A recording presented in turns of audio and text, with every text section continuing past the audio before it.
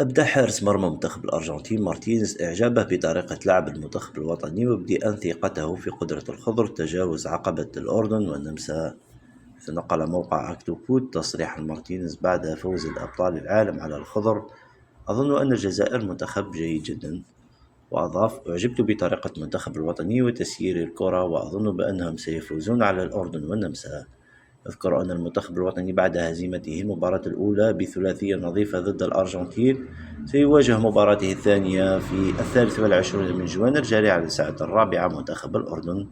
هذا مطالبون رفقاء رياض محرز بالفوز على هذه المباراة لأبقى أمالهم لتأهل الدور الثاني، حيث حفز قائد المنتخب الوطني زملائه وبعث الأمل من جديد لأنصار الخضر بخصوص المشاركة الحالية في المونديال بعد الهزيمة الثقيلة، حيث كتب عبر حسابه الرسمي في الانستغرام: لنبقى جميعا متحدين، سننجح في ذلك إن شاء الله.